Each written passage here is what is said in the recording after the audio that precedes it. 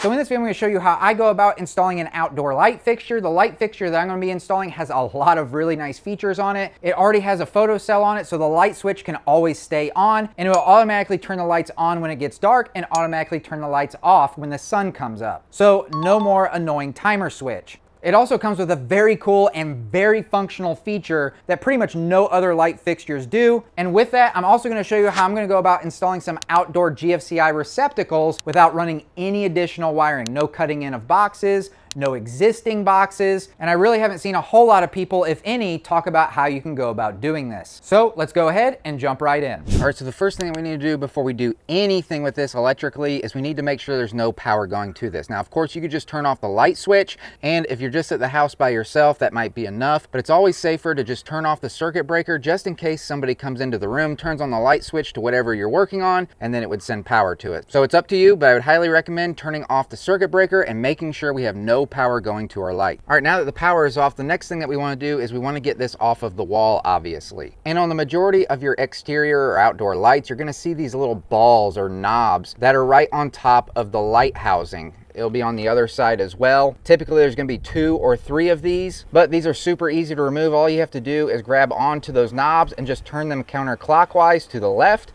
It'll loosen them up and come right off. And now with both of those off, now the light itself will come away from the wall, but we still have our wiring here. And as you can see, this one is super easy. We just have our 2 wires, one set of wires coming from the light fixture and one set of wires coming from the wall. So now all we need to do is remove these crappy wire nuts that come with these light fixtures. And of course, remove the wiring once we get those wire nuts off, and then just remove the light fixture. Now check this out right here. We've got our green ground screw here, and they did get this bare copper wire, our ground wire, underneath of that green ground screw, which is what you're supposed to do. It needs to be bonded to the metal here on this fixture bracket. But check this out. It's underneath of it, but it is loose. They did not even tighten down that green ground screw. So would this have worked in the event of a ground fault? Probably, but that's just shoddy workmanship right there. All right, so now as you can see, we've got 1 black line wire, we've got 1 white neutral wire, and then the bare copper wire for our ground. Now, one thing to note, especially if you have an older home, as you can see on here, I do have what looks like a box here. You have somewhere where the wires can be connected and safely mounted to the wall.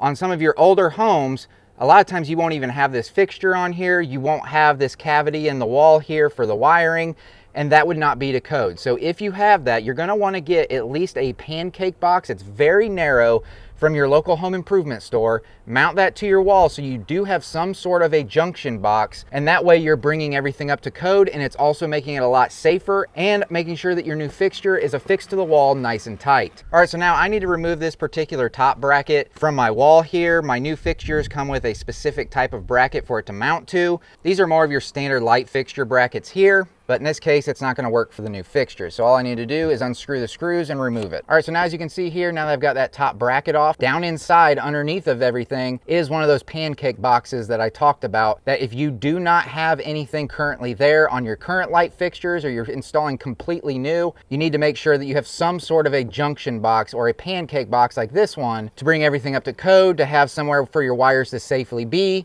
and also have a firm anchor point for your new light fixture to get tightened down into. So now I need to take my new bracket from the light fixture, put my wires through the center hole there, insert them in through one of these holes here that line up with the holes in the pancake box down below, get those started by hand, and then tighten it down to the box using my impact driver. And then before we get it completely tightened down, we can still adjust it to make sure that it's square and level, and then tighten it down the rest of the way. All right, so here are the new light fixtures that I'm going to be installing on my house, switching from white to black.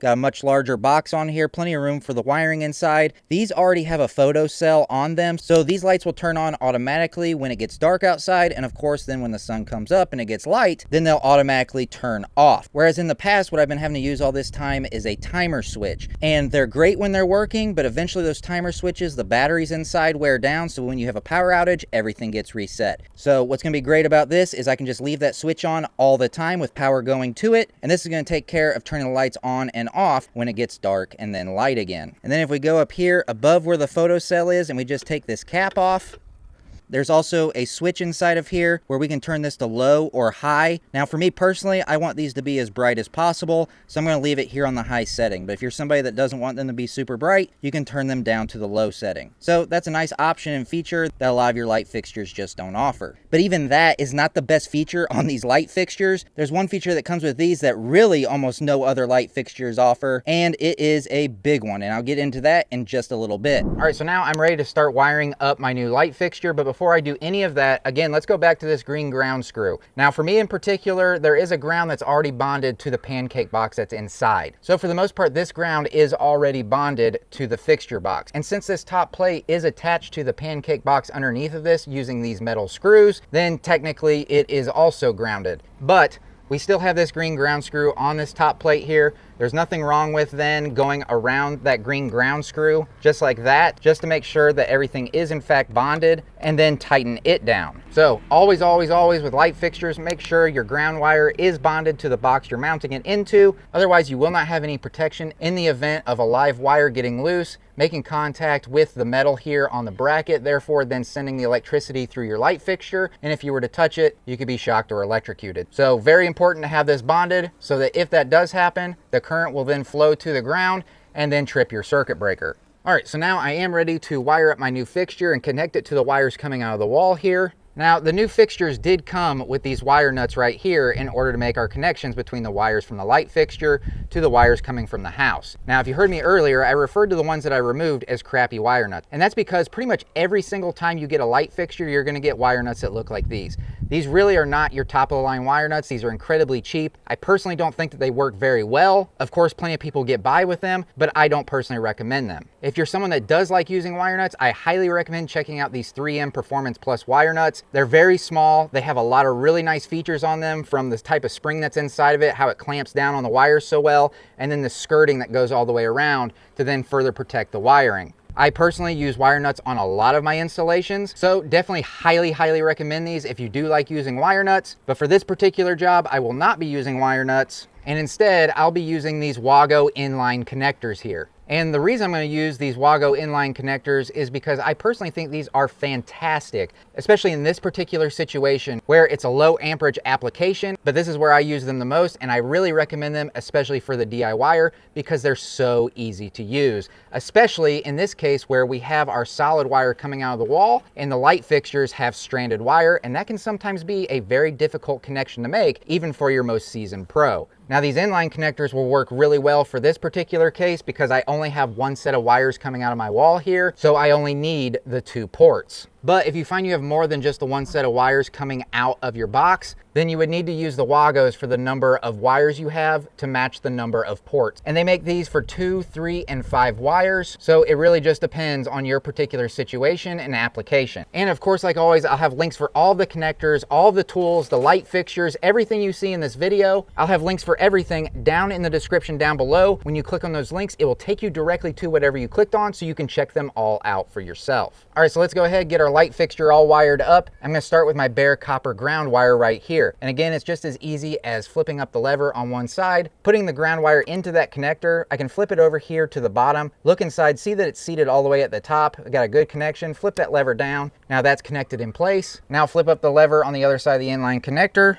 So then I'm going to take my green ground wire coming from my new light fixture, insert it into that port where that lever is flipped up, verify it's seated all the way, and then flip that lever down. And now my ground wires are completely connected. Next, I'm going to take my white neutral wire here, put it into one side of the ports on the inline connector, look at the bottom, verify it's seated all the way to the top, flip that lever down. It's locked into place. Flip the other lever up. Take my white neutral wire that's coming from the light fixture, insert it into the other side of that inline connector, flip the lever down, and now my neutral wires are connected. Last but not least, I'll take my black line wire here. I'm going to take my inline connector, insert it in like we have before, flip that lever down, flip up the lever on the other side of the connector, take my black wire that's coming from the light fixture, insert it into the other side of the inline connector, and then flip that lever down. And so now, just like that, my light fixture is completely wired up to the wiring coming out of my house, and this thing is ready to go and be mounted to the wall.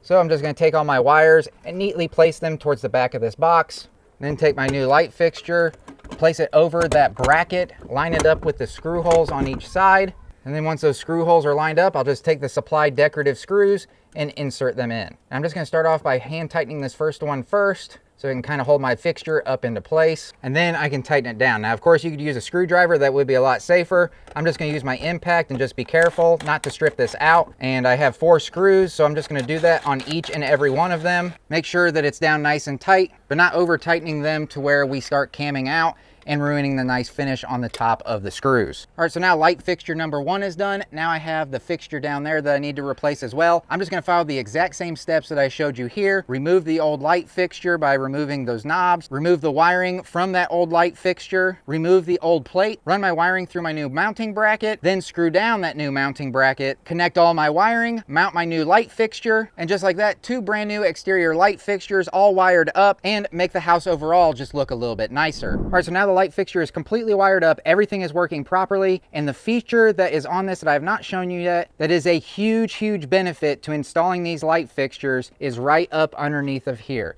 There's a reason why this box is larger than a lot of your other light fixtures. If we go down here to the bottom, we flip this open, you have these tamper resistant GFCI receptacles that are now outside. These are also weather resistant. That's what the WR means. So these are made to be outside. The power is back onto these so I can test this. As you can see, it tests properly, everything reset the way that it's supposed to. And so for every one of these light fixtures that you install, you get one of these GFCI receptacles. So no additional wiring, we didn't have to run any wiring, we didn't have to cut any boxes in, and we got these weather resistant GFCI receptacles that now we can use whenever we want, because the power is always gonna be going on to this light fixture. Since we have this photocell, there's really no reason not to have the power always going on, so this receptacle is gonna be on at all times as well. So again, that is a huge benefit to these. Aside from the way that these look, there's plenty of other ones that look like these, but the fact that I was able to get these receptacles with it was just a no-brainer to me. And then the way that this door latches back up to cover the receptacle is you've got this magnet over here and you've got this magnet over here.